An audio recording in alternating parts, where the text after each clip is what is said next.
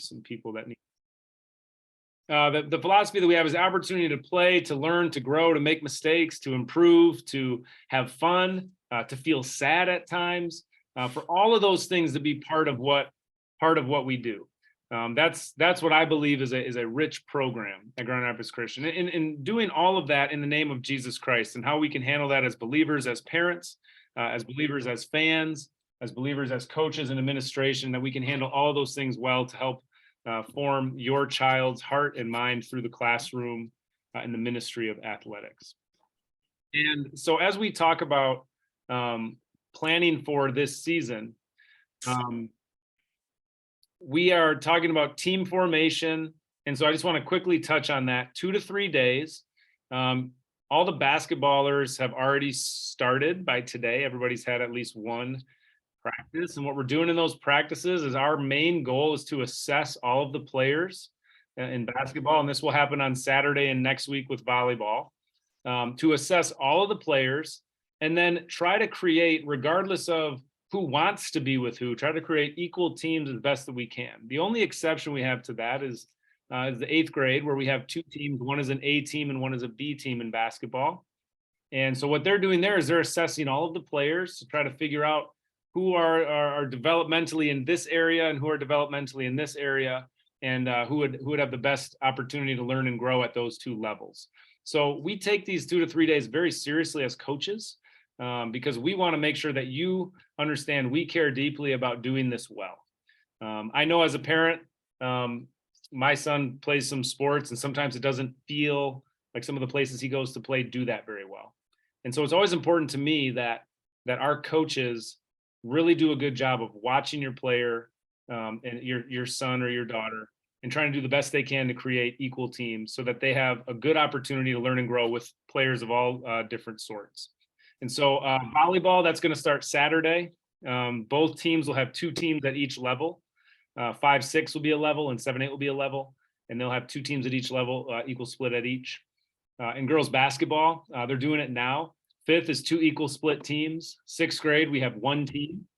7th grade, we have 2 teams, and they're split equally, and they're entered into the league there. And then in 8th grade, we have 2 teams, and as I said, that one is split by developmental appropriate for their level. And so in 8th grade, the A and the B team will not play each other. In the other grades, 5th and 7th, you will probably end up playing our other team, our other equal split team. And it's just really important that we do our best to put Christ on display in the way that we honor each other. This isn't about supremacy. It's about our program doing well and iron sharpening iron. And so please encourage both teams. We had this happen in all of our sports, and it's just so great when I get to go to those games and watch our community, our students, our coaches really support both sides as we compete to try to make each other better. When it comes to volleyball, we will maybe compete against ourselves in a tournament. But when I do the matchups, I try to do it so that we bring in some other teams and we just kind of flip-flop opponents. We don't end up playing each other a lot in volleyball, but just wanted to address that briefly. Second thing I want to talk about is communication. So Team Snap. Many of you are familiar with Team Snap. This is going to manage all of our game practices and schedules. The coaches will load you in to your team once the teams are made. Now, none of the teams are made yet, so you're not loaded into any Team Snap. But you can expect to get an invitation from a coach in the next, I don't know, four days or so, probably by the weekend, where you'll just have to accept that invite, and then you can add as many contacts as you want to that page. Our coaches will communicate through there. There's also a nice little tab on there that allows you to look at the schedule. And so I'll quickly show you what this looks like. This is our 5th grade black team. And so this is what it would look like. Can everybody see this? Thumbs up if you can see it. I can't always tell. This is a kind of a home screen. So you'll see your roster in here, which we won't have anybody on it right now because the teams aren't made. You can check your schedule right here. And so you can see that coach, I think it's Coach May's team. He has already put in practices and games. So as soon as you get put on his team, you already know your schedule for the year. You get reminders. Our volleyball coaches will be doing this from their Team Snap pages. Basketball do this from theirs. They will email you through here in this message center. So the emails that they write from here will come to your inbox. And it's just a great place for us to be able to communicate and get information about the season. Any changes that happen to games, they'll change on here automatically by the league. And then we may have to do a couple adjustments. If we have a snow day and we have to reschedule, that may change a couple of things in our schedule. So you'll get reminders about all that stuff too. It's a really nice tool. I just want people to be comfortable seeing that. You can get it on your phone as well as an app, or you can look at it on the desktop like this, whatever is easiest for you and your family. So I'm trying to get back here. What else was I going to say about Team Snap? Let me see here. Oh yeah, the game schedules, like I said, we have those in there. There's still a few changes happening with the league. So there's still a few adjustments to our practices that I have to clean up tomorrow after a couple changes tonight even from the league. And I'll get that done. As far as the volleyball schedules, I'm putting together that schedule now. That one's a little bit later arriving, but our games don't start until right around February for volleyball. So there's no worry there. We have a practice schedule set that your coaches will put into Team Snap for you, but don't worry about games. I think our first proposed day for games is the 28th, the Saturday in January. So we have some time for that. So no stress there. Next thing I want to talk about is something that I've been going around to our high school teams and talking about. I'm not going to go too deep into it, but just parent and coach interactions. I got to tell you that coaches don't grow on trees, and especially great coaches don't grow on trees. We've always been blessed with fantastic coaches, and we are this year too. I'm just amazed at how God moves great people to somehow find us or know when to talk to me at the right time or whatever it is, but we have just found some incredible people for you in the volleyball and basketball world for this season. And I'm so blessed. It's not me, it's not us, it's simply God's hand providing us people that love him and giving us people that want to help kids. So please treat them really well. They may not do everything the way you want them to do it.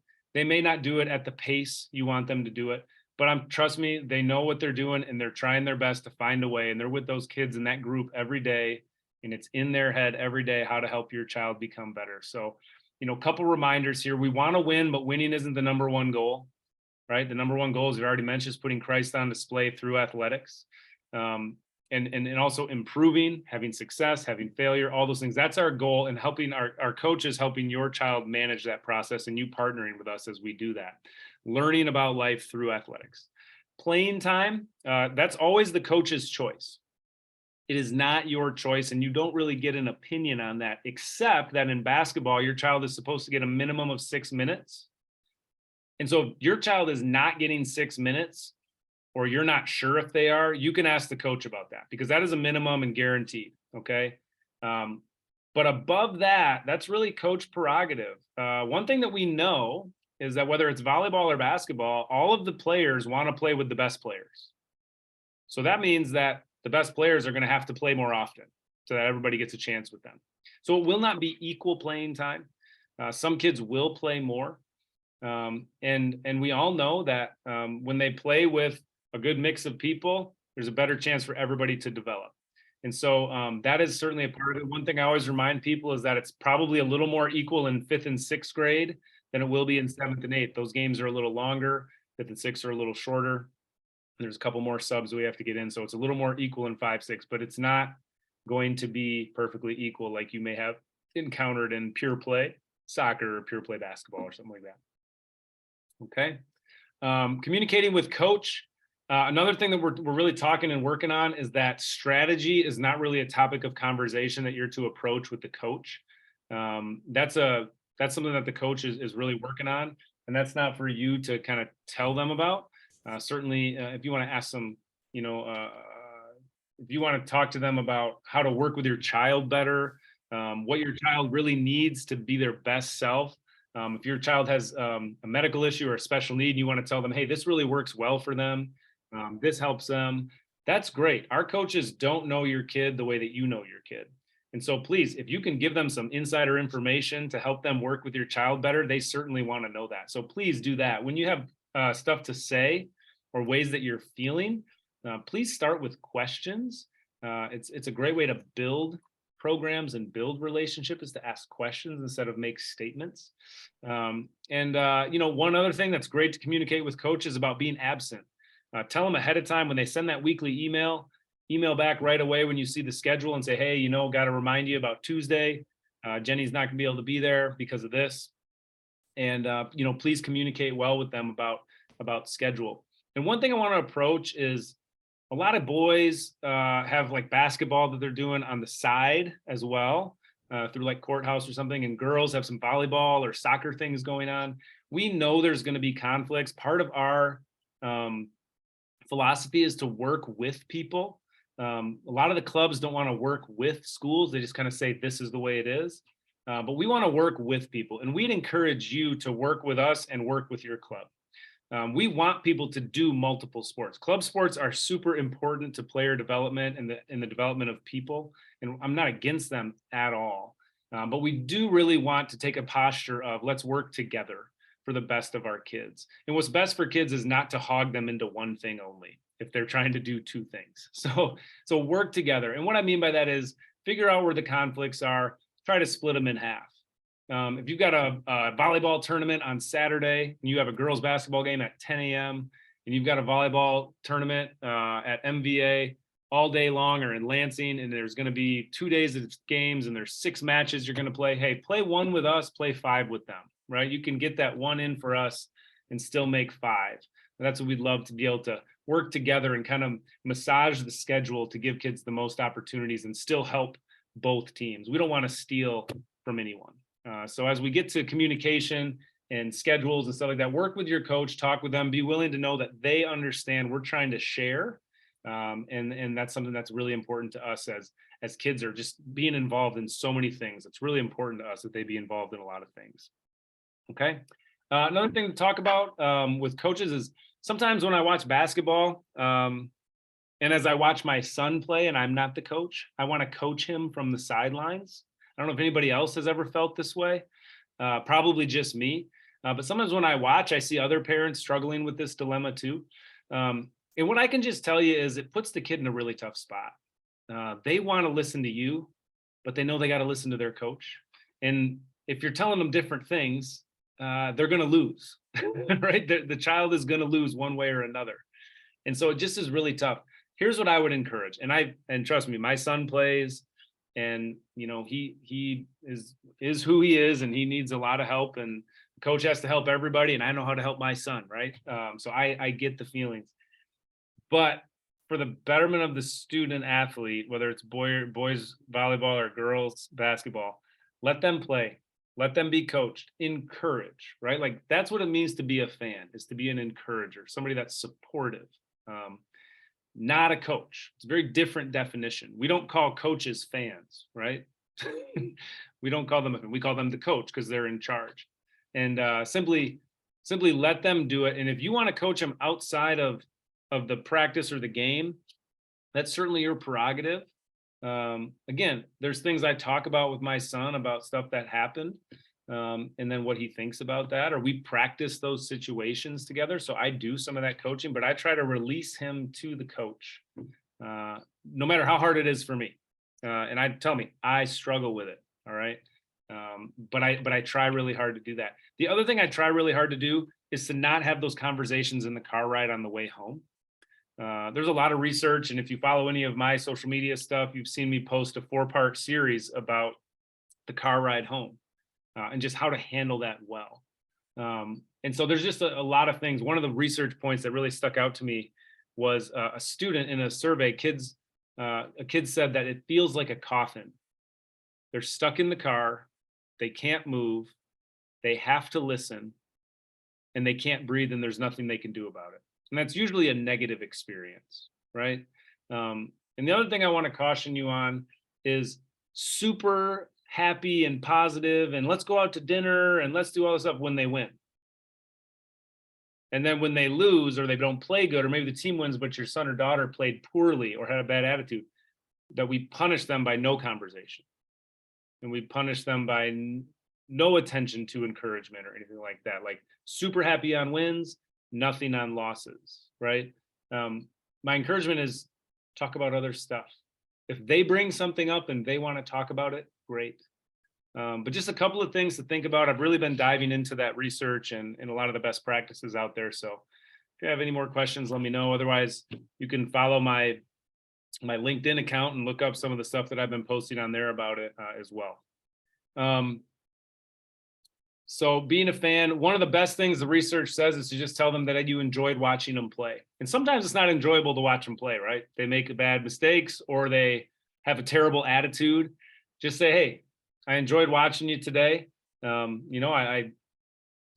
liked watching you out there. You were great with your teammates. Find a way to be positive about something without telling them that they were awesome when they weren't, right? Jack Clark says, who's a 20-time national champion rugby coach, when I got negative with my players and chewed them out and told them how bad they were and what they did wrong, we got better 0% of the time. When I was feeling all of those emotions and I still found a way to pick out positives, even though I was feeling all those negative things, I had the discipline to stay positive with my team. It got better about half the time. He won 0 national championships in the first time. He won 20 with the second strategy. My encouragement to you is to simply find the discipline to be truthfully encouraging about positive things, even when inside you're going crazy about my child is acting terrible or my child, whatever. Find a way. It's just an encouragement from a guy that did a couple things right as a coach. And then lastly, officials. When it comes to basketball, we don't get the cream of the crop. Officials are certainly, there aren't enough of them. We're getting a lot of things canceled. And so they don't need our critique. They really need support, just like players. We've got a lot of young people in the Gray Sack League that are learning to officiate. Some of our former students, I encourage to start officiating in Gray Sack to learn how to do that. It could be a lifelong thing where they can give back to a sport. And they don't need our critique. They need us to say thanks. They need us to encourage our players. And do that despite what we see on TV or the way we feel. That's super important. And so no matter how good or bad they were, tell them thanks for coming so we could have a game. If you get a chance to see them, just thank them. And then in volleyball, we usually have our girls volleyball players from the high school as our officials. They're not registered. they're giving back to give these boys an opportunity to learn. So be kind. Thank them for giving up their time to do it and just to help our boys learn the game and have an official there. So just a reminder about officials. So that's pretty much all I have. I'm really excited for the year. Couple of reminders in there, a couple of nuts and bolts about how we're going to get the season started. Your coach will again contact you about what team you're on by the end of this week for volleyball. That will be in next week. And then they'll add you to Team Snap. And then you'll be able to take off from there with them as the main contact. Are there any questions that anybody wants to ask or type in the chat that you wonder about or that I did not cover? It's 7:22, so I'm right on that 15-minute mark right now, and I'm quite pleased with myself for that. Does anybody have anything you'd like for me to address or answer?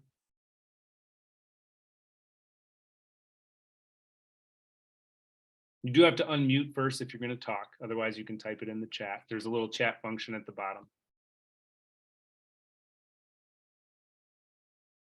Coaches that are in here, is there anything that I missed that you'd like for me to address? I see Jeremy's in here. I see Tiffany's in here. A couple other coaches. Is there anything that you'd like for me to address that I didn't or something that I forgot from our meetings? Oh, someone has a great question in the chat. Did you talk about transportation? I did not. So thank you for the reminder. When it comes to transportation, our school at the middle school does not offer GRCS busing. And so transportation becomes parent carpooling and that sort of thing. One thing that's super important to remember is that if your child has like a 5 o'clock practice or a 5:30 game or something like that, they cannot stay at school. We don't have aftercare. We don't have anything like homework club anymore. And so kids have to go home. We can't have them here unsupervised. And so if they have a later practice or game, they need to go home first or go to a friend's house and then carpool back to practice or to the game that way. Great question. Cam, if I didn't answer everything you were wondering, just type another question in. The next question is, does Team Chat work with Google Calendar or do you use them separately. Joel, I don't know what you mean by team chat with Google Calendar. Maybe I'm just not tech savvy enough. But there's a team chat within your TeamSnap.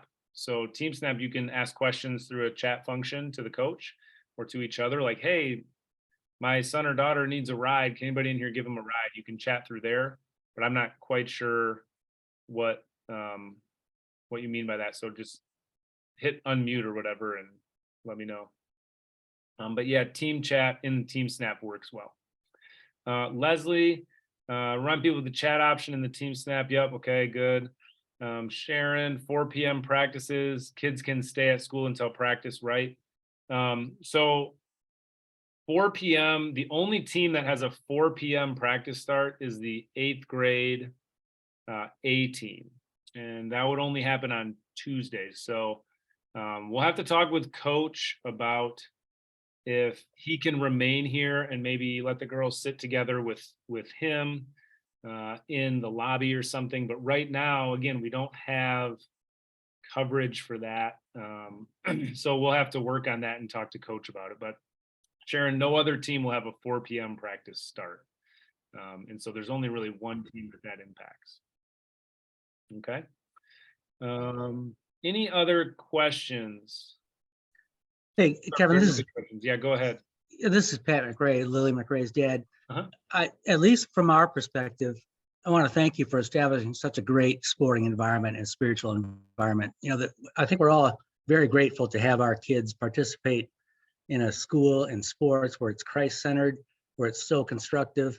It's just a fantastic job you do. So really, congratulations. You know, well done. Yeah. Thank you. I appreciate that. Yeah.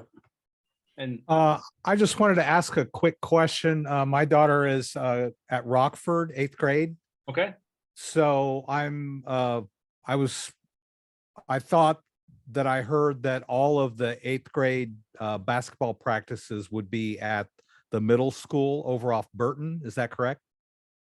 Yeah. So at Grambus Christian Middle School, I think I don't remember the exact address, or no, 2036 Chesaning is the exact. Oh, address. It's really close to where I live. I'm 12 miles away from Rockford, but about half a mile away from the regular middle school. Okay. So all the practices are there. Yep. Okay, so I'll just pick her up from school like I normally do and then drop her off around the corner for the practice. That'll work out just great for us. Yep. And all the Rockford kids, we do have, just so everybody knows, sometimes we partner with Rockford Christian and Ada Christian, if when numbers are low in a certain grade level. But we try to also, for that purpose, make sure that we don't have 3 p.m. practices, Rex, for those traveling teams that have kids that travel. So your daughter's team would not have a practice before 4 p.m. or likely 5 p.m. so that there's time to get her back, whatever you got to do to make that happen. So, yeah, thank you. Do I plan on sending a recording of this meeting in an email? Yes, I will do that. As soon as we're done, I'll hit stop and load it up to YouTube and send everybody the link. Yeah. Anything else? Jeremy says that I covered it all. I appreciate that. And Pat, thank you for saying what you said. It takes a village to do a good job, and having great parents and great families that are willing to come to meetings like this and be a part of what we're trying to do means a ton. And it's why I love working here and why I don't really want to work anywhere else. So I love this place and really want the best for the kids. So thanks again. Have a great night. I'll get you out of here right on time. I think even with questions, we're out by 7:30. So nailed it. Have a great night.